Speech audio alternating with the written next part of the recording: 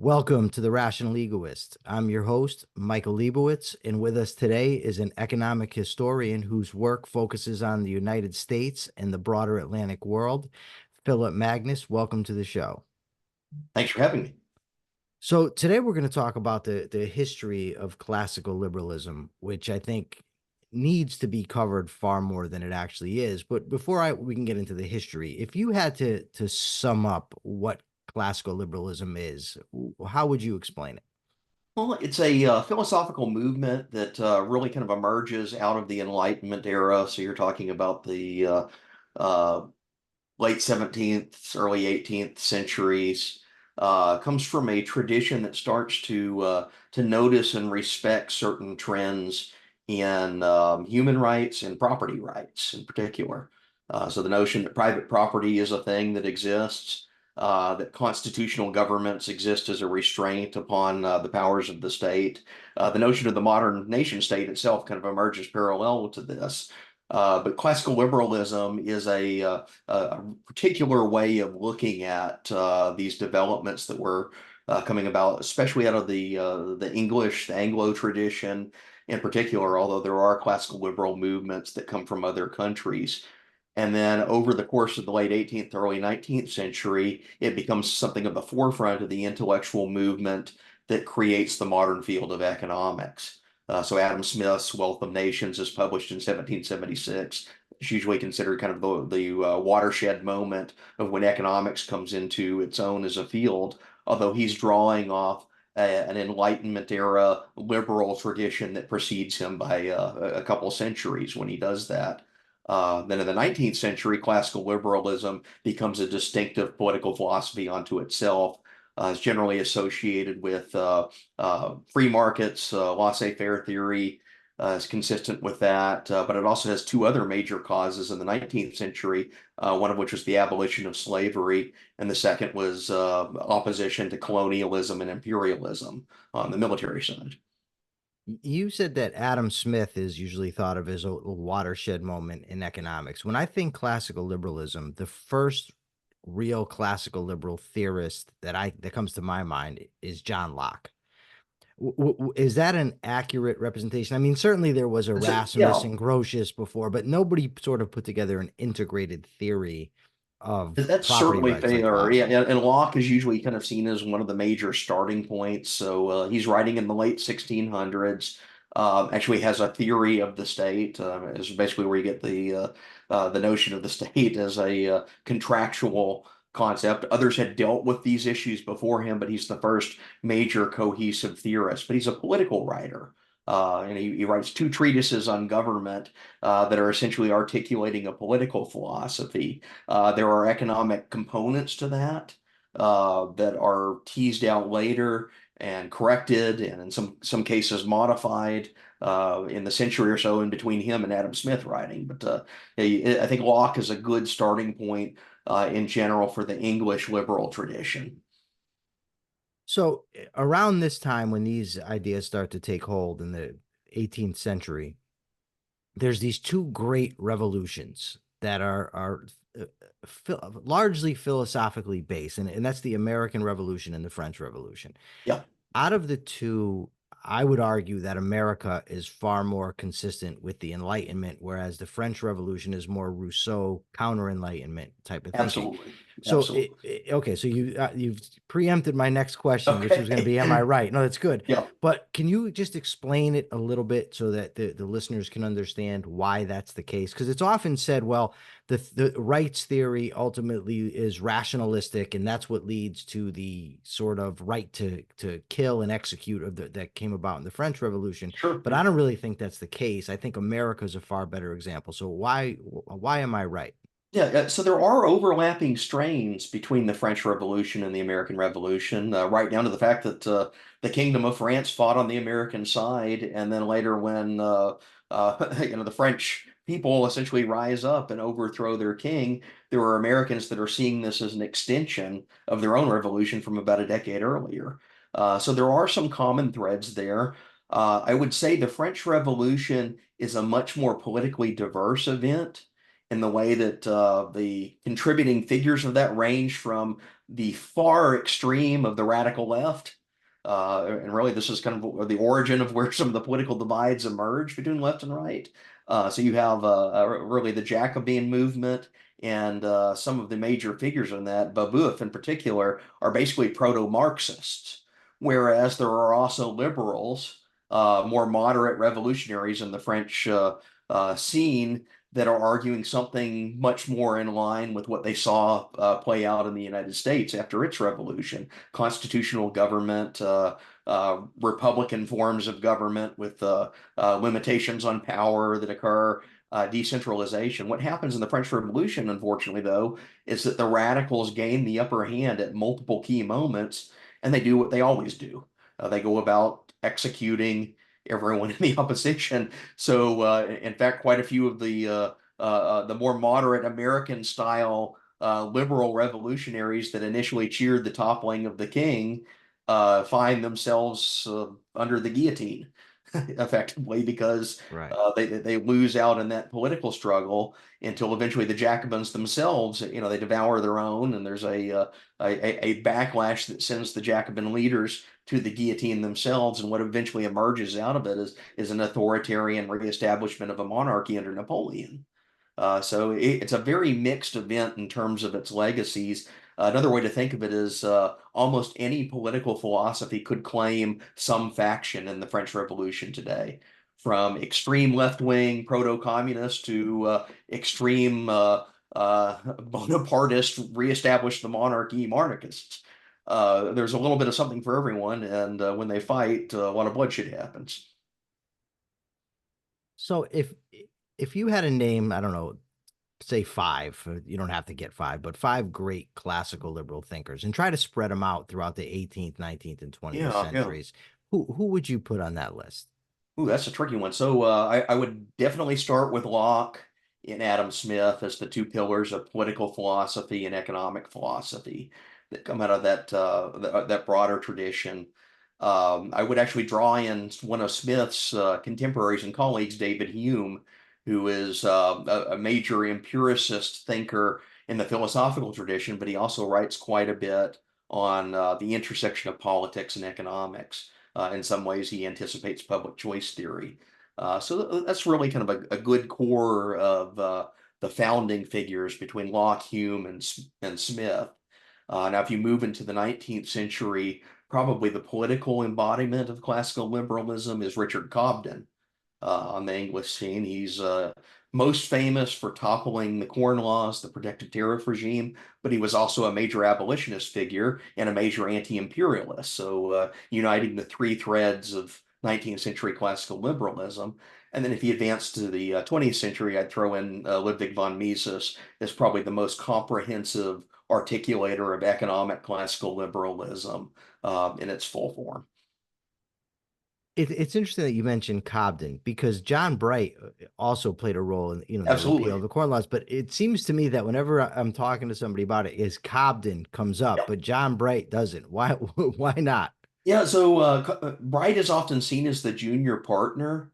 I mean, really, Cobden has an established political movement that emerges behind him in the mid 19th century. They refer to themselves as Richard Cobden clubs, basically named them after him. Part of that also is Cobden dies earlier, and I think Bright, at the end of his career, is paying homage to his friend and colleague. So Cobden becomes known as like the standard bearer, but it really is a political partnership of Cobden and Bright in that period. Yesterday and today, I put questions out on Twitter and Facebook about who were the greatest libertarian theoreticians. And by and large, people named economists. Yes, yes. And I noticed that you mentioned economists too. And not that I disagree, but I just wonder who you think have been the great classical liberals who were not economists. I'm thinking of, say, Lord Acton, Yeah, for yeah. instance. So who do you think, and what has been the impact of non-economists on classical liberal thought? Yeah, so there's a vibrant philosophical tradition in classical liberalism. You could probably include some of the major American founders in that tradition, like Madison and Jefferson. That they dabble in economic issues, but they're primarily theorists of constitutional government. theorists of how to interact power with other powers and checks and balances and constitutional systems. So I'd certainly put them in that mix. More recently, the philosophical world of classical liberalism, you have figures like Robert Nozick, who writes mainly in the 1970s as a response to left liberalism, articulating basically a classical liberal or libertarian theory of anarchy and minarchy as its derivatives. So I'd certainly include him as one of the giants of recent memory that is not strictly an economist. I think of Acton, maybe Lysander Spooner. I don't know if he'd been there. I noticed you didn't mention Ayn Rand. Do you Right. not So do you think Ayn Rand does not fit into the classical liberal tradition? Rand is a mixed legacy. I have great appreciation for a lot of her work and philosophical insights, although I'm not an objectivist myself. And then I have other areas where I differ with her. She is trying to build a moral system of capitalism. And I think there's a case to be made that there is something there separate and apart from just crunching numbers and coming to economic consequences, uh, which is nonetheless interesting. So she's often considered a major figure of the emergence of libertarianism in the mid 20th century. Although in her own right, she has a distinctive objectivist philosophy that her and her followers are associated with, and she herself tries to parse that off from libertarianism. Say maybe we have some fellow travelers, and she ran in some of the same social circles as what we would consider a much more conventional libertarian. So Ludwig von Mises and Ayn Rand both lived in New York City. They interacted. They knew each other. Henry Hazlitt would come over. Murray Rothbard participated in some of those discussions. That's certainly part of the environment that she's operating, but she is articulating a distinctive philosophy. Now, what about lesser known figures like what's her name now? Isabel Patterson or Rose Yeah, Wilder Lane? yeah, absolutely. So I think there are popularizers of important strains of anti-government libertarian thought. Uh, I view them as distinctly American in particular. So that's the other noticeable. Someone like Rose Wilder Lane quite literally grows up on the frontier as Laura Ingalls Wilder's daughter and is mentioned in the novels as they move from town to town and later becomes the executor of her mother's literary estate. So frontier rugged individualism is something distinctively American in this whole way of thinking, and someone like Rose Wilder Lane is at the forefront of articulating how that fits into the broader concept of a liberal political tradition. I'm curious. You mentioned the founding fathers, and I'm curious to know where you think Alexander Hamilton fits. He is by far the most complicated of the founding generation. I'm not a big Hamilton fan. I'll openly Um, confess that. Me neither. As far as that debate goes, I root for Aaron Burr in the great contest between the two. Hamilton's distinctive of the founding generation. He is the only major figure of the founding when you consider them like Washington, Madison, Jefferson, Hamilton, John Jay, figures like that, the ones that we can all rattle off and we learn in K through 12 education. He's the only major founding figure who's an overt protectionist in his political philosophy, the only major one that just rapidly embraces industrial policy as a proactive form of the federal government. He has monarchist inclinations, so he breaks away from all of the rest on that. And I think those are knocks against his reputation. His following, his heirs are not the same as the heirs of liberalism that emerged from the greater movement of the 19th century, the Declaration of Independence, things like that.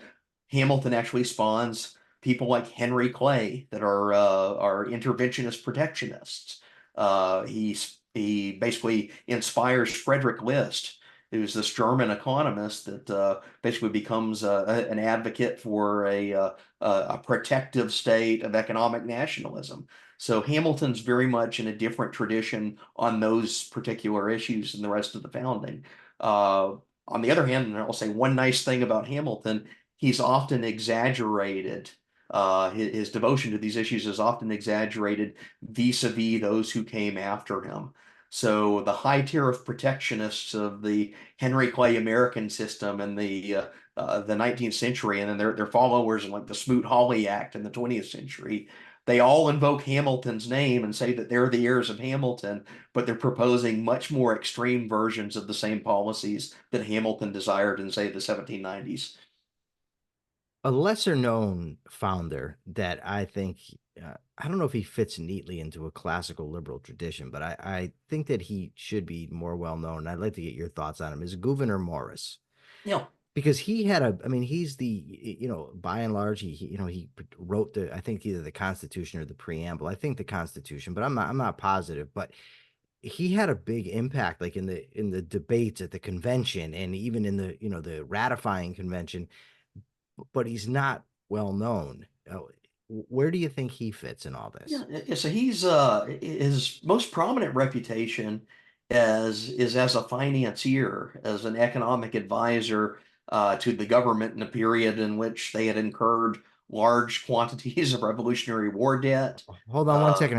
I think you're thinking of Robert Morris. I'm sorry. Yeah, yeah, Yeah, Gouverneur Moore. Okay. Gouverneur Yeah. Morris. Yeah, Yeah, my apologies there. I misheard you. no problem. Oh yeah, yeah. So Gouverneur Morris is another interesting figure in the sense that he comes into the convention as something of a skeptic of the more radical democratizing uh, factions that have emerged in the Revolutionary era. He is someone who is certainly operating kind of behind the scenes of the main debate. He's not the public face of it, although these debates, remember, they're taking place in private. They had basically, the delegates had all signed an informal agreement that they weren't going to talk about the proceedings that are going on. But he's certainly not like front and center George Washington on the podium. He's certainly not the brawler in the debates that Madison and Hamilton happen to be. But he is an intellectual hand there, um, kind of in the backdrop of the revolutionary discussion, and it does play out in some of the ratification debates that come along later. They're really not sure what they're settling on here as a system of government, and constitutional system itself is a very hotly contested item in the aftermath of this convention. There's a whole faction that says, don't ratify this thing. It was enacted under false pretenses. It's an attempt to overthrow the Articles of Confederation. So therefore, we must resist it because it's just going to nationalize the government and tax us to death. And there might have been some prescient truths in some of those Sure. observations. I've often sympathized with the anti-federalists because if you read their Yeah, predictions about what's going to occur, by and large, what they predicted did occur. The problem is we don't have the counterfactual. We don't know what happens if the anti-federalists win and right, you don't end right. up with a constitution. You know what I mean? So it's easy to say somebody's criticisms were prescient. It's more difficult to assess whether their plan would have worked. And the anti-federalists, it's not as if they were a monolith who, and I guess that might be kind of the point and why they kind of wanted, the states' rights things. But who do you think out of the Federalists and anti-federalists has a stronger claim to the legacy of classical liberalism or the philosophy of classical liberalism? I think on a personal level, I'm a major fan of Luther Martin. He's a delegate from Maryland. He writes basically a speech he delivers in the ratification conventions in Maryland called The Genuine Information. He's the first to break the seal of silence about the convention. And Martin's interesting because he has some major critiques of the document that's emerged. First, he's extremely concerned that it's nationalizing the taxation powers of government. And he says this is just going to become a mechanism to extract taxes from the population to no end. That's probably one of the most prescient critiques that emerged from the convention, because all of the pro-ratification sources said, no, no, we're just trying to stabilize a financial mechanism to fund the government. You don't have to worry about us going into excesses. Whereas Martin's saying, well, here are all the different avenues that you could abuse. We shouldn't trust these to people that are well-intentioned because politicians at a later point will find a way to tax us, and that's essentially come true. And his second observation, he pointed out at the convention that the document itself made too many concessions to slavery. And he's coming from a slave state. He had at various points in his life owned slaves, but he had come to see it as a moral abomination. And he says outright at the convention, he says, the philosophical principles we fought our revolution on are inconsistent with a system that countenances the continuation of slavery. Famously, the document itself does not mention the word slave, but it does contain clauses that permit its continuation. And Martin is basically saying, hey guys, we're missing an opportunity now to be consistent with our revolution and our principles. We need to get rid of this thing. And unfortunately, he does not carry the day on that. He basically sets the stage for another half century of turmoil where slavery is the major issue. What role do you think, speaking of slavery, what role do you think classical liberalism has played in the abolition of slavery, both in the United States, Yep. but also Great Britain, France under the French Republic? It is intimately intertwined with the intellectual and philosophical arguments against slavery. In Britain, in particular, you can find the emergence of an abolition movement in the late 18th century is consistent with the emergence of a liberal political philosophy. Adam Smith critiques slavery in The Wealth of Nations and in his other works. At the same time, there's a major figure, the leader of what becomes the liberal faction in Parliament is Charles James Fox, is best remembered today as an advocate of civil liberties, especially during the Napoleonic era when the opposition had control of the government and they were suppressing and censoring criticism of this military adventurism abroad and fighting these wars in France. But Fox also is the first major figure in the English Parliament to propose a bill that strikes at slavery. He proposes abolishing the slave trade, withdrawing Britain from that. And he fights for 2 decades of his career, finally gets the bill passed with a majority shortly before he dies. And he says, basically, he considers this, says, if I remember for nothing else in Parliament, let it be this act that we struck at slavery. And that becomes the mechanism and the impetus by which the more famous abolition of slavery takes place 25 years later under William Wilberforce, some of the major abolition figures that emerged in Fox's wake. They were Foxite liberals or Foxite conservatives, people that converged on this particular issue. And then again, you have someone like Cobden comes along and takes up that mantle as a major intellectual articulator of abolition. Now, in the United States, you also have a libertarian tradition that views slavery as an abomination to liberty, which it is. That's where you get the abolitionists like Lysander Spooner's, very prominent in that scene and making the case against slavery. And he sees slavery as an extension of the state. But it's also a pattern you see in most of the major abolitionist figures. Frederick Douglass, William Lloyd Garrison are also liberal in their political philosophies. They're interested in other parallel causes besides fighting slavery. So Garrison, for example, after the Civil War, devotes his energies into reducing the tariff system. Frederick Douglass travels to Great Britain on a tour to raise attention to the anti-slavery cause. He meets Cobden and Bright, and they confer on tactics. He sees them as philosophical kins. So that element is certainly there, and it's one of the most pronounced distinctive evolutions of 19th century liberal theory in the United States is this overt abolitionist cause that is rooted in individual rights as well as economic freedom. Are there any politicians today that are in the classical liberal tradition? I That mean is a major politicians, yeah, not, major politicians.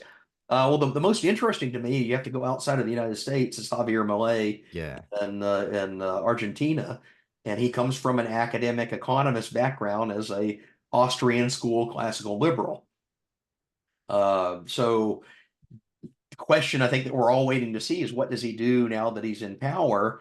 And so far, it's been a mixed record because politicians are constrained by the environment that they live in.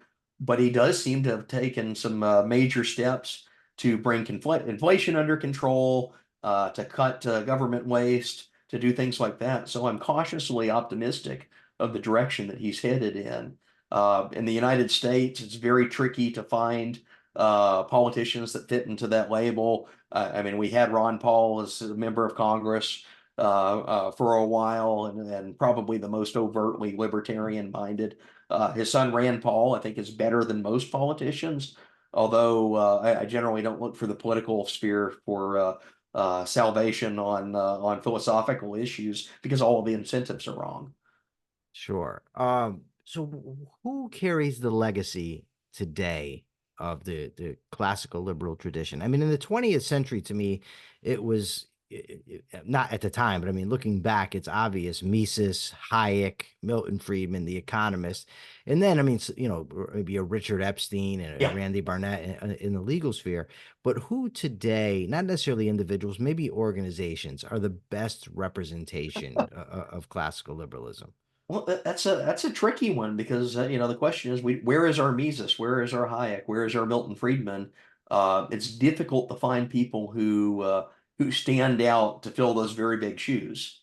That's Yes. a prior generation, although we are looking kind of back at that in hindsight.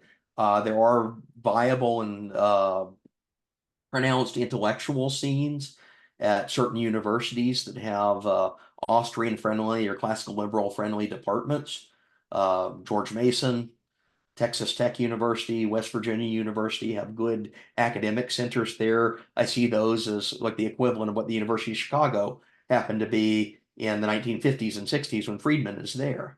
So you definitely see that same pattern. It'll be interesting to see what 30 years from now who we look back at, who are the major faculty at those universities that are now seen as the Milton Friedmans of that era. So I mean, we're bound by hindsight and the benefit that we have of it now. Uh, at the same time, I think there are good articulators of economic freedom, of free market ideas that bridge those generations. So Vernon Smith very much came out of the mid 20th century free market economic scene. He's in his 90s now, but is one of the major articulators and proponents of that today. But he's working with young students. He's working with the younger scholars to ensure the continuation of that tradition. It seems to me that the most prominent voices, and let me just Mhm. preface this by saying I'm judging this largely by my social media feed. So that doesn't, I understand that that's not necessarily a depiction of the larger picture. But I do have on my Facebook feed and in my Twitter feed libertarians, objectivists of all stripes. But it seems like the ANCAPs, the Mises Institute, are sort of, or rather, the Mises Caucus in the Yeah. political realm are the loudest voices and the ones making the case. But to me, they don't seem like the legacy of classical liberalism. They're not in the tradition of a von Mises at Right, all, even right. though they carry his name. First of all, in your experience in the broader world, am I right that they are the dominant voices in this sort of sphere? And two, what does that say for the future of the classical liberal tradition? Yeah, I caveat this. I don't think they're the dominant voice, but they are one of the loudest voices. Okay. And I think they generate an outsized impression of themselves just by being loud, very socially active on media, social media, on party politics and things like that. But you see, even in the recent Libertarian Party convention, they were only a faction and they were unable to get the Sure. outcomes that they wanted at the convention. Within the Mises Caucus, I think there are both bad actors, people that are trying to import illiberal ideas, and that includes everything from a casual Trumpism to actual some of the actual like anti-immigration racist elements that come from external traditions. That they've tried to bring that in, and it has damaged the brand. At the same time, it's not often argued from a very high intellectual point. It's more memes and clickbait talking points. So I don't see that as having a long cachet. I mean, they may look like they're swarming everywhere on social media today, but 10 years from now, 15 years from now, no one's going to care about the meme that they tweeted out at 3 in the morning. So, Yeah, that's kind of where I see that. yeah. I They've also see blocked it. me, by the way. Yeah, They've blocked me on Twitter. The Mises same, Caucus same. did. Not every, buddy that's sympathetic to that sort of side has, but the Yeah, actual Twitter feed, they blocked me for asking them questions, basically like you're talking about. I mean, is your position on immigration consistent with a exactly. libertarian and Well, viewpoint? their position is not even consistent with Ludwig von Mises's position. Well, So their that's the own reason names I don't make really, it. yeah, that's the thing that really irks me because the two biggest influences on my political thought and economic thought are Ayn Rand and Ludwig von Mises. Right, right. And there's plenty of with which I disagree with Mises, and that's fine. But I'm not going to take where I disagree with him and put his name on it That's as if that's this is his exactly. view. I would say this is my view, but they've taken the Mises name to represent Rothbard and even uh, more Hoppe or Yeah, Hoppy. I don't know yeah, how to. yeah. And it just seems like there's a large element of dishonesty there Yeah, that there is. you're They not aren't Mises. even, yeah, they aren't even representing Rothbard accurately because for most of his life, he's very pro-immigration. Yeah. It's only for a few years at the end of his life where he started thinking, oh, we can form a coalition with the right, which means we have to go anti-immigration. But that's not consistent with Rothbard's own earlier work. And yet they seize on that one narrow slice as if it's the only thing. And what they're really going for, so Hans Hermann Hoppe, it was an importation into that world. Yeah, I mean, you look at this guy's history. So first off, he styles himself as an economist, but he's mainly a political philosopher. But he comes out of the Frankfurt School of Critical Theory in the 1970s, is trained under hard left Marxists. Jürgen Habermas is his doctoral advisor. And he's Really? I didn't know that. and he's trained methodologically in Frankfurt School critical theory. And what he does is he takes that method and he tries to merge it with a far right politics. Says, well, instead of advancing Marxist theory or class conflict, we advance ethnic identity conflict, national conflict. So it's like a spin on that methodology that'll occasionally name drop Mises or Rothbard. So he's not terribly well versed, or at least of what I've read of him, in the deeper liberal tradition. In fact, he wrote a dissertation that was harshly critical of David Hume, who's one of the major figures in the liberal tradition. But he's taking continental philosophy, applying it toward illiberal ends, but morphing it into something on the political right.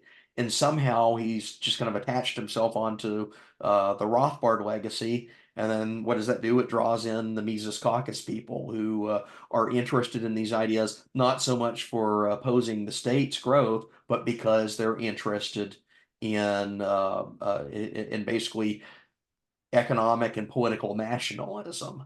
And he gives them a route to do that.